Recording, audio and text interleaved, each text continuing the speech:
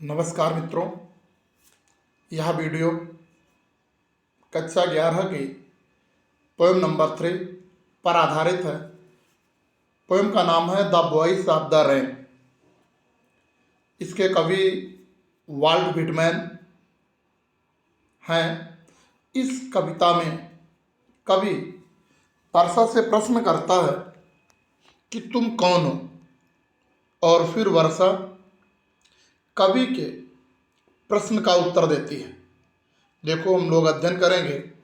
जिन भैया बहनों ने अभी तक चैनल सब्सक्राइब नहीं किया है, उनसे आग्रह है वो चैनल सब्सक्राइब कर लें।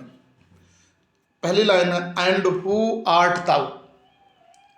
हु मीन्स कौन, आर्ट मीन्स हो, art means are, thou means you. तो कवि प्रश्न करता है, वर्षा से कहता है, and who art thou said I to the soft falling shower. कवि कहता है कि मैं कोमल वर्षा की गिरती हुई बूंदों से प्रश्न करता हूं, मैं पूछता हूं, हु आर्ट दाउ, तुम कौन हो। Which strange to tell gave me an answer. कवि कहता है, यह बताने में बड़ा विचित्र लगता है जो मुझे उत्तर देती है, एज हियर ट्रांसलेटेड, जिसका यहाँ पर अनुवाद किया गया है। ये जो आप शुरू की 4 पंक्तियां देख रहे हैं, ये कवि के द्वारा कही गई हैं। अब आगे वर्षा उत्तर देती है, कहती, I am the poem of earth said the voice of the rain. वर्षा की आवाज कहती है, मैं पृथ्वी की कविता हूँ। इटर्नल, इटर्नल मतलब होता है नेवर एंडिंग, एवर लास्टिंग, हमेशा।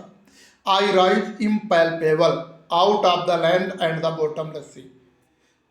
कभी वर्षा कहती है कि मैं हमेशा पृथ्वी से तथा गहरे समुद्र से, जिसे समझा नहीं जा सकता, इससे मैं लगातार उठती रहती हूँ।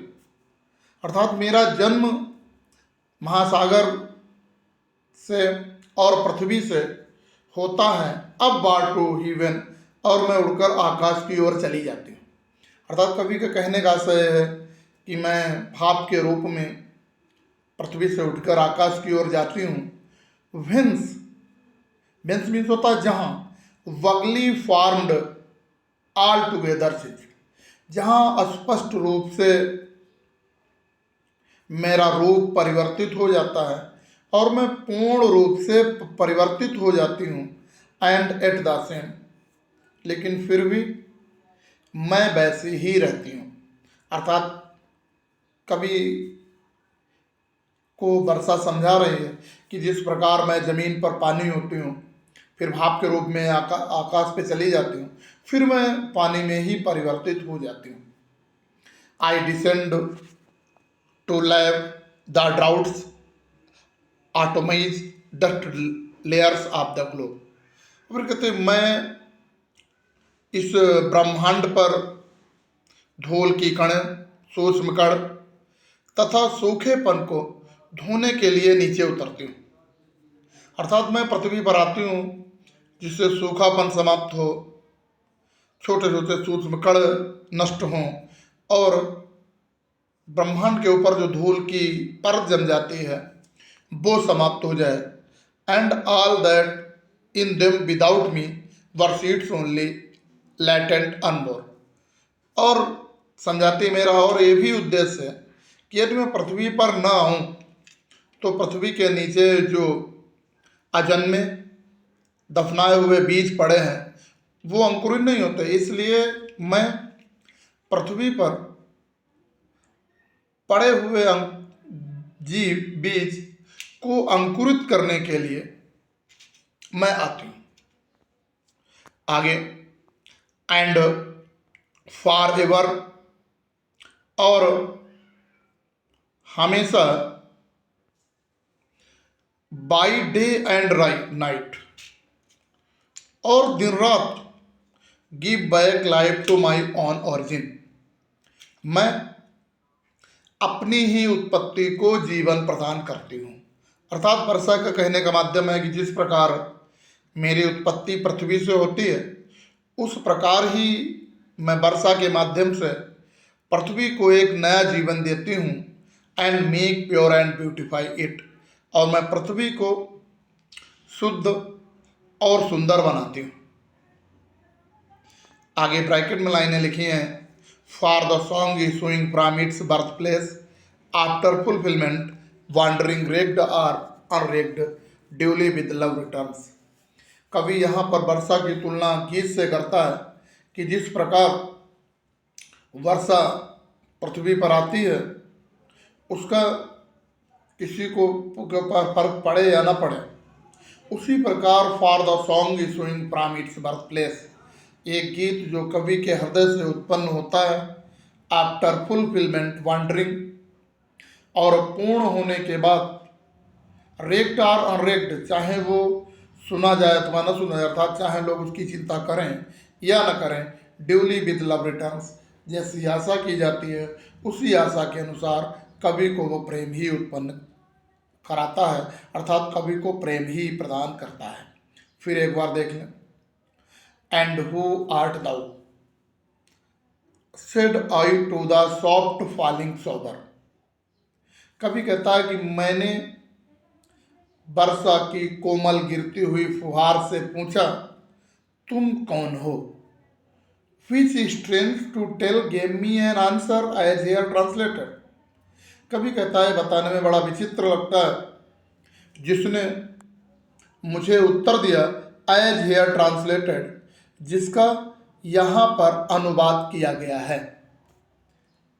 अब कविता कहती है, अब वर्षा कहती है, I am the poem of earth, मैं पृथ्वी की कविता हूँ।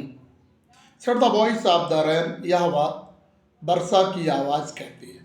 Eternal I rise impalpable out of the land and the bottomless sea. Bottomless sea means होता है गहरा समुद्र, कि मैं लगातार कभी न समाप्त होने वाली यह प्रक्रिया, अर्थात मैं पृथ्वी और गहरे समुद्र से भाप के रूप में उठती हूँ अपवार्ड टू हेवन, और मैं आकाश की ओर चली जाती हूँ।